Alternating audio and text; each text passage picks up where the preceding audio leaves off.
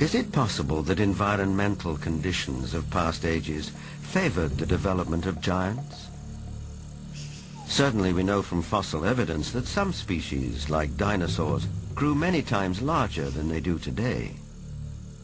A supporter of this thought-provoking and controversial theory is Dr. Carl Bohr. Optimal genetic expression means the best that the organism has within the DNA is expressed because of favorable atmospheric conditions.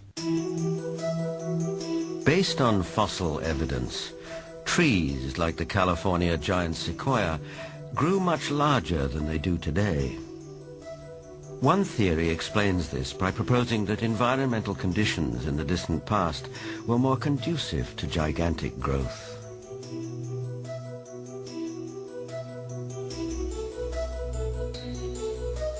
Under these described conditions, plants and animals would live longer, be much larger, and that's precisely what we find in the geologic column, in the fossil record.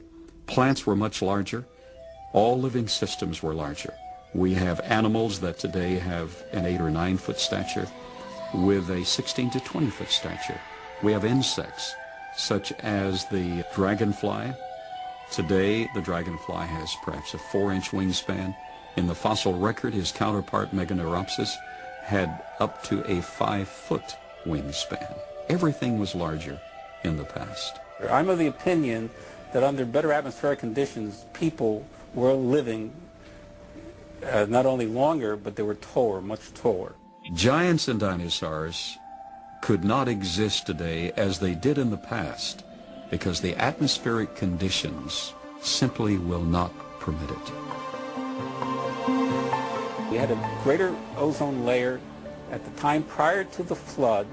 At the time of the flood, it was diminished to about 1/7 of what it was at that time, and therefore, life on this earth as we know it no longer has the same life expectancy as it did at the time of the flood. A thinning of the ozone layer means less protection from the ionizing radiation from space, and less protection for plants and animals. Being interested in Earth's original conditions, after 35 years of research on those parameters, I've attempted to reconstruct that context. And in so doing, I've had our engineers build a biosphere that doubles the atmospheric pressure, that increases the electromagnetic energy, that increases the ratio of oxygen, but not to the level of toxicity, that eliminates ultraviolet radiation, etc. And the experiments that we've run have been very gratifying.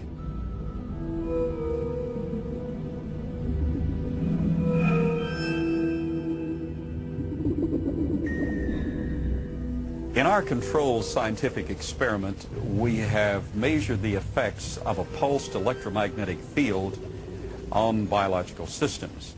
We have these Pacu piranha fish that normally at 3.5 years of age are about this size under optimal conditions. Yet we have them now in excess of 20 inches, weighing just under 5 pounds each. Under these controlled conditions, we have succeeded in producing giantism at an accelerated rate. Taken at face value, the research looks persuasive, though it has not yet been replicated by other scientists.